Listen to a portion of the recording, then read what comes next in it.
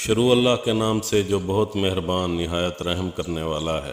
حضرت ابن عباس سے روایت ہے، انہوں نے فرمایا، مجھے ابو سفیان نے خبر دی کہ وہ قریش کے کچھ آدمیوں کے ہمراہ شام میں تھے جو تجارت کے غرض سے یہاں آئے تھے۔ یہ اس وقت کی بات ہے جب رسول اللہ اور کفار قریش کے درمیان صلح ہو چکی تھی۔ ابو سفیان نے کہا کہ قیصر کے قاصد نے ہمیں شام کے کسی علاقے میں تلاش کر لیا اور وہ مجھے اور میرے ساتھیوں کو اپنے ساتھ لے کر چلا، حتیٰ کہ ہم بیت المقدس پہنچے تو ہمیں قیصر روم کے دربار میں پہنچا دیا گیا۔ وہ اپنے شاہی دربار میں سر پر تاج سجائے بیٹھا ہوا تھا اور روم کے امراء اور وزراء بھی اس کے ارد گرد موجود تھے۔ اس نے اپنے ترجمان سے کہا، ان لوگوں سے دریافت کرو کہ وہ آدمی جو خود کو نبی کہتا ہے، نسبت کے اعتبار سے تم میں سے کون اس کے زیادہ قریب ہے؟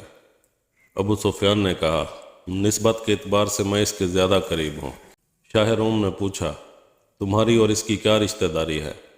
میں نے کہا کہ وہ میرا چچا زاد بھائی ہے، اور واقعی ان دنوں اس قافلے میں میرے علاوہ کوئی شخص بھی بنو عبد المناف میں سے نہیں تھا۔ اس وضاحت کے بعد قیصر نے کہا، اس کو میرے قریب بٹھاؤ۔ میرے ساتھیوں کو اس کے حکم کے مطابق میرے پیچھے کھڑا کر دیا گیا۔ اس کے بعد اس نے ترجمان سے کہا، اس کے ساتھیوں کو بتلا دو کہ میں اس سے اس شخص کے متعلق کچھ معلومات حاصل کروں گا جو نبوت کا دعوے دار ہے۔ اگر یہ شخص اس کے متعلق کوئی جھوٹی بات کہے تو اس کی تکذیب کر دینا۔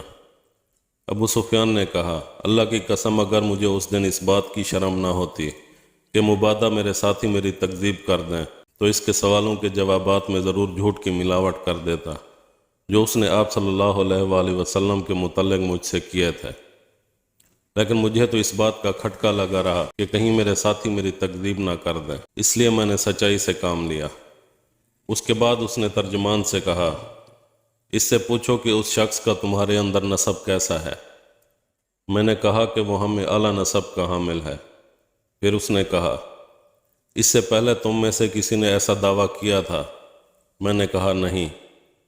پھر اس نے پوچھا، کیا تم لوگوں نے اس دعوت نبوت سے پہلے اس پر کوئی جھوٹ کا الزام لگایا تھا؟ میں نے کہا نہیں۔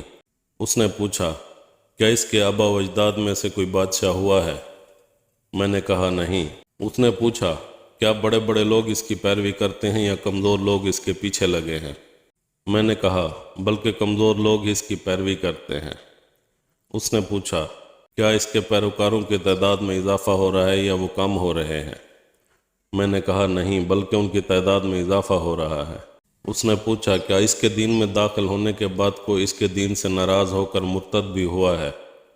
میں نے کہا ایسا نہیں ہے۔ پھر اس نے پوچھا، کیا وہ بدعہدی کرتا ہے؟ میں نے کہا نہیں، بلکہ آج کل ہمارا اس سے ایک معاہدہ ہوا ہے اور ہمیں اس کی طرف سے معاہدے کی خلاف ورزی کا اندیشہ ہے۔ ابو سفیان کہتے ہیں کہ مجھے اس فکرے کے سوا کوئی بات داخل کرنے کا موقع نہ مل سکا جس سے آپ کی توہین نکلتی ہو اور اپنے ساتھیوں کی طرف سے بھی جھٹلانے کا اندیشہ نہ ہو۔ پھر اس نے کہا، کیا تم نے اس سے یا اس نے تم سے کبھی کوئی جنگ کی ہے؟ میں نے کہا جی ہاں۔ اس نے کہا، تو پھر وہ جنگ کیسی رہی؟ میں نے کہا، لڑائی میں کبھی کوئی ایک گروہ فتح نہ پا سکا، بلکہ کبھی وہ ہمیں مغلوب کر لیتے ہیں اور کبھی ہم ان پر غلبہ پا لیتے ہیں۔ اس نے پوچھا، وہ تمہیں کن باتوں کا حکم دیتے ہیں؟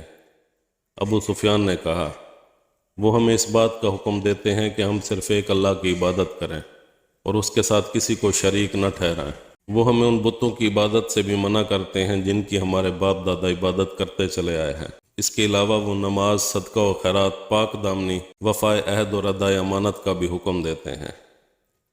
جب میں اسے یہ تمام باتیں بتا چکا تو اس نے اپنے ترجمان سے کہا، ان سے کہو کہ میں نے تم سے ان کے نسب کے بارے میں دریافت کیا تو تم نے بتایا کہ وہ تمہارے ہاں صاحب نسب اور انتہائی شریف سمجھے جاتے ہیں، اور انبیاء کرام بھی اسی طرح اپنی قوم میں اعلیٰ نسب کے حامل ہوتے ہیں۔ پھر میں نے دریافت کیا کہ آیا یہ بات اس سے پہلے بھی تم میں سے کسی نے کہی تھی؟ تو تم نے بتایا کہ نہیں۔ میں کہتا ہوں کہ اگر یہ بات اس سے پہلے کسی اور نے کہی ہوتی تو میں کہتا کہ یہ شخص اس بات کی نقالی کر رہا ہے جو اس سے پہلے کہی جا چکی ہے۔ میں نے تم سے پوچھا کہ نبوت کا دعویٰ کرنے سے پہلے تم نے کبھی اسے جھوٹ بولتے دیکھا ہے؟ تو تم نے کہا نہیں، اور میں اچھی طرح جانتا ہوں کہ ایسا نہیں ہو سکتا کہ ایک شخص لوگوں پر جھوٹ باندھنے سے تو پرہیز کرے اور اللہ پر دیدہ دلیری سے جھوٹ بولے۔ میں نے تم سے پوچھا کہ اس کے بزرگوں میں سے کوئی بادشاہ گزرا ہے، تو تم نے بتایا کہ نہیں، اور میں کہتا ہوں کہ اگر اس کے بزرگوں میں سے کوئی بادشاہ گزرا ہوتا تو میں کہتا کہ یہ شخص اپنے باپ دادا کی بادشاہیت کا طالب ہے۔ میں نے تم سے پوچھا کہ بڑے بڑے سردار اس کی پیروی کر رہے ہیں یا کمزور لوگ؟ تم نے کہا کہ کمزور لوگ ہی اس کی پیروی کر رہے ہیں، اور حقیقت بھی یہی ہے کہ اس قسم کے ناتواں لوگ ہی پیغمبروں کے پیروکار ہوتے ہیں۔ میں نے پوچھا کہ وہ بڑھ رہے ہیں یا کم ہو رہے ہیں؟ تم نے بتایا کہ ان کی تعداد میں مسلسل اضافہ ہو رہا ہے۔ در حقیقت ایمان کا یہی حال ہوتا ہے، حتیٰ کہ وہ پایا تکمیل تک پہنچ جاتا ہے۔ پھر میں نے پوچھا کہ اس کے دین میں داخل ہونے کے بعد کوئی شخص بیزار ہو کر مرتد بھی ہوا ہے؟ تو تم نے بتایا کہ نہیں۔ واقعی ایمان کا یہی حال ہوتا ہے کہ اس کی چاشنی جب دلوں میں سما جاتی ہے تو نکلتی نہیں ہے۔ پھر میں نے تم سے دریافت کیا کہ وہ عہد شکنی کرتا ہے، تو تم نے آگاہ کیا کہ نہیں۔ یقیناً رسول اللہ ایسے ہی ہوتے ہیں کہ وہ عہد شکنی نہیں کرتے۔ میں نے تم سے پوچھا کہ کیا تم نے اس سے جنگ کی ہے اور انہوں نے تم سے جنگ کی ہے؟ تو تم نے کہا ہاں، ایسا ہوا ہے۔ البتہ وہ جنگ ڈول کی طرح رہی، کبھی وہ تم پر غالب اور کبھی تم ان پر غالب۔ رسولوں کا یہی حال ہوتا ہے کہ ان کا امتحان لیا جاتا ہے، لیکن اچھا انجام انہی کے حق میں ہوتا ہے۔ میں نے تم سے یہ بھی پوچھا کہ وہ تمہیں کن باتوں کا حکم دیتے ہیں؟ تو تم نے بتایا کہ وہ اللہ کی عبادت کرنے اور اس کے ساتھ کسی کو شریک نہ ٹھہرانے کا حکم دیتا ہے، اور تمہیں ان کی عبادت کرنے سے منع کرتا ہے جن کی تمہارے باپ دادا عبادت کرتے چلے آئے ہیں، اور اس کے علاوہ تمہیں نماز، سچائی، پرہیزگاری، پاک دامنی، ایفاء عہد اور ادائے امانت کا بھی حکم دیتا ہے۔ واقعی نبی کی یہی صفات ہوتی ہیں۔ میں جانتا تھا کہ یہ نبی آنے والا ہے، لیکن میرا یہ خیال نہیں تھا کہ وہ تم میں سے ہوگا۔ جو کچھ تم نے بتایا اگر وہ سچ ہے تو یہ شخص بہت جلد اس جگہ کا مالک ہو جائے گا جہاں میرے یہ دونوں قدم ہیں۔ اگر مجھے یقین ہوتا کہ میں اس کے پاس پہنچ سکوں گا تو اس سے ملاقات کی ضرور زحمت اٹھاتا۔ اگر میں اس کے پاس ہوتا تو ضرور اس کے پاؤں دھوتا۔ ابو سفیان نے کہا۔ پھر اس نے رسول اللہ صلی اللہ علیہ وآلہ وسلم کا خط منگوایا اور وہ اس کے سامنے پڑھا گیا۔ شروع اللہ کے نام سے جو بہت مہربان، انتہائی رحم کرنے والا ہے۔ اللہ کے بندے اور اس کے رسول محمد صلی اللہ علیہ وآلہ وسلم کی طرف سے ہرقل عظیم روم کے نام، اس شخص پر سلام جو ہدایت کی پیروی کرے۔ اس کے بعد میں تمہیں اسلام کی دعوت دیتا ہوں۔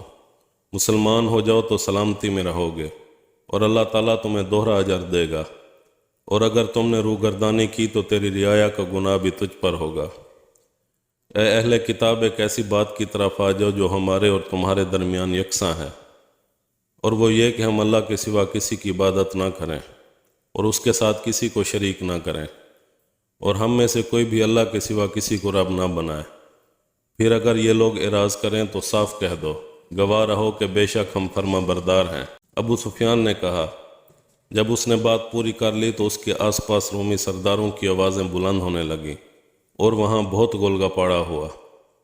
میں نہیں جانتا تھا کہ انہوں نے کیا کہا، البتہ ہمارے متعلق حکم دیا گیا تو ہمیں وہاں سے باہر نکال دیا گیا۔ اب میں اپنے ساتھیوں سمیت باہر نکلا اور ان کے ساتھ گوشہ تنہائی میسر آیا تو میں نے کہا، ابو کبشہ کے بیٹے کا معاملہ بڑا زور پکڑ گیا ہے، اس سے تو رومیوں کا یہ بادشاہ بھی ڈرتا ہے۔ اللہ کی قسم اس کے بعد میں ذلت محسوس کرتا رہا، اور مجھے برابر یقین رہا کہ وہ غالب آ کر رہے گا، یہاں تک کہ اللہ تعالیٰ نے میرے دل میں اسلام جاگزیں کر دیا، جبکہ میں اسے ناپسند کرتا تھا۔